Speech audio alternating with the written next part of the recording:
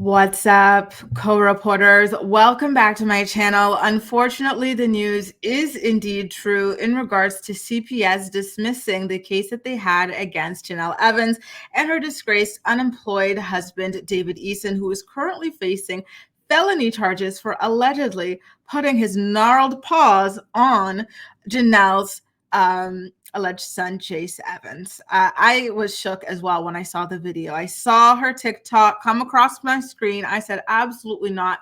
What is going on? How is it even possible that a CPS case can be dismissed while the man is still facing felony charges? It just didn't make any kind of sense to me, but alas, the U.S. Sun spoke to a source and confirmed all of the information. So just to run things through here, CPS had previously stripped Janelle Evans of custody of Jace again, and they were investigating her and David for ABUSC and or negligence ever since David was criminally charged for allegedly getting physical with Jace. And the U.S. Sun reports that CPS has indeed dismissed the case and that Janelle and David were made aware of the dismissal just 2 days ago on February 13th. Janelle, by the way, this is a direct quote from the source. So Janelle will now have custody of Jace again, is what the source said.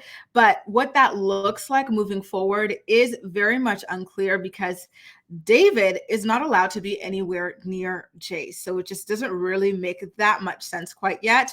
Jace had previously hiccups. Jace had previously been staying with David's sister April for the past 2 months, but apparently there was an incident that took place recently that led to Jace being removed from that household, although we're not sure what that incident was or where Jace is right now. Both things are quite alarming.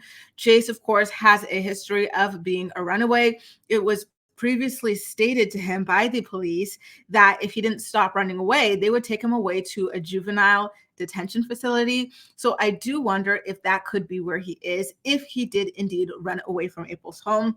I do also worry that perhaps what happened could have been something else. Maybe it could have been self-harm. Maybe it could have been harm of another person or destruction of property. I don't know, but these are just the places in which my mind started going when I heard the news. And I really hope that it's nothing too drastic, you guys, because Jace has already been through so much. Now, the goal had always been to put Jace into a long-term mental health care facility to really help him get his mental health under control. And that, again, was a goal of CPS. We all know that Janelle and David are very much vocally against mental health treatment. That's why their lives are in the state that their lives are in right now, right? And that's why they speak the way they do and the way they act the way they do. They very clearly do not believe in getting help. So what does that mean? Now that Jace is now in the custody of Janelle, is that plan still on the table? Can he still go stay in a long-term mental health care facility? I don't know. I have doubts. I just don't know where he could possibly stay because Janelle doesn't have family or friends to lean on to have Jace stay with them. And David had his sister, but now Jace was removed from his sister's place. So what happens to Jace? Jace cannot go in the house because we all know Janelle has and will always choose David over Janelle. And David over Jace.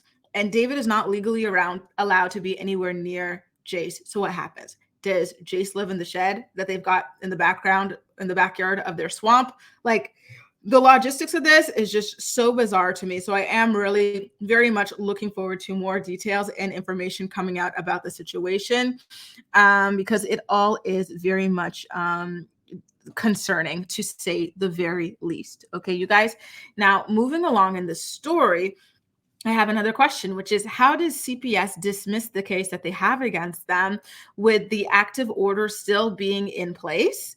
And as David still faces these charges, what are they going to do if David is convicted and found guilty? Do they reopen this all the way over again? Or do they say, actually, well, it doesn't matter anyway? You know, it just feels very premature on their end, but I digress. Janelle, of course, has taken to social media to brag about this. And so I do have her video. Let me pull up her TikTok account so that we can all listen for ourselves to what it is that she had to say about this.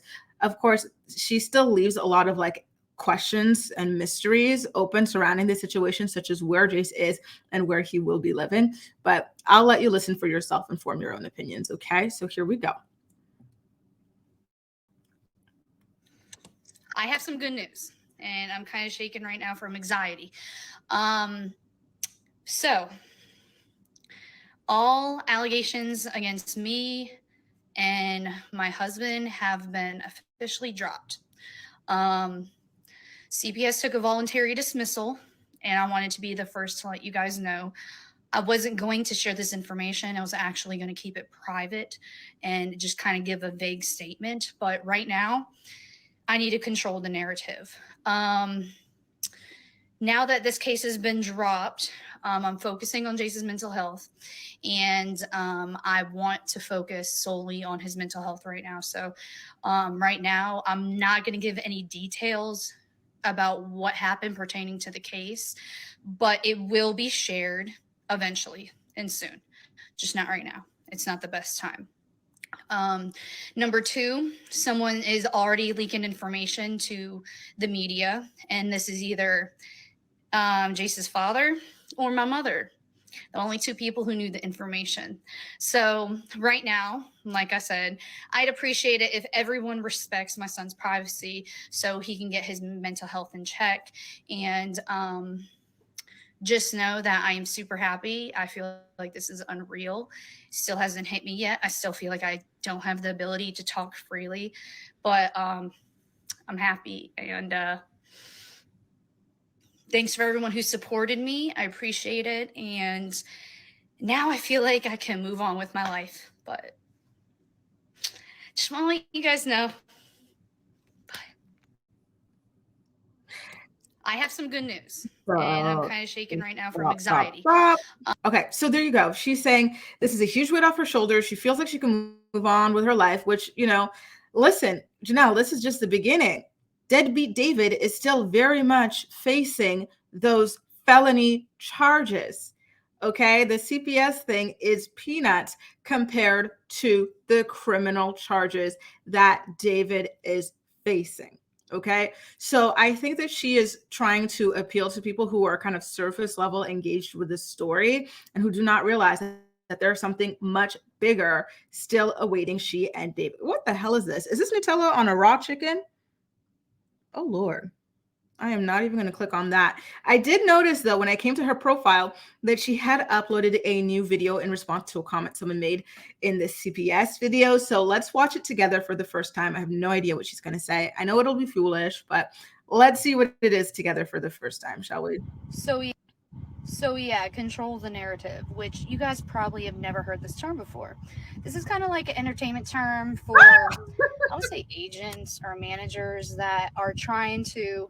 They know a leak is about to come out, and they're like, "Oh no, what do we do? What do we do? We got to control this before it gets switched into a negative light, right?"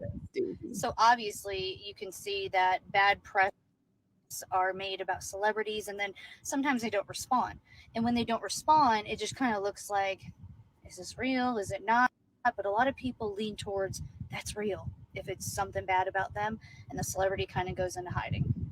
The number one thing I'm not going to do is go into hiding. And number two, I already knew a leak was about to be made and an article was about to be posted. And I knew that was going to be made by the Sun. And I knew the Sun has a negative thing against me. And they, particularly Jessica Finn from the Sun. She is the article poster that doesn't leave me alone. She's a reporter that constantly harasses me and my family, contacts all close sources to me. So, yeah, I had a tip that she was about to post an article. So I was like, well, the article is probably going to be negative. So I need to make sure that I release this myself before she releases anything because she's just going to twist words. And then after my TikTok gets posted, the article comes out, words are twisted, and yeah, the article she wrote is bad, but this is actually really good news. It's really great news for my family, and everybody should be happy. But instead, the Sun wants to make my life miserable. So that's the reasoning behind control the narrative. You make sure you handle your shit before someone's going to twist it into something it's not. So there you go. Listen, I feel like the person who commented that knew very well what control the narrative means. They were just like poking fun at Janelle. Like, oh, this is so self-important. And, you know, we all know as well that Janelle is very much into twisting and misrepresenting things. So for example, like I just mentioned here, she acted like everything is all done. The family has no more issues and concerns, you know, when it comes to Jace, but it's not true. The biggest, most pressing thing is that David could, God willing, be sentenced to prison time for allegedly putting the pause on Jace. So keep an eye out for that. If you haven't already, do make sure to subscribe to my channel as more stories and news and information develops. But in the meantime, let me know what you think about the situation. I know a lot of you guys are going to say that you are disappointed in CPS and how all of this was handled. I am right there with you, but let me hear it in the comment section. And as usual, we'll chat. Bye, guys. See you in the next video.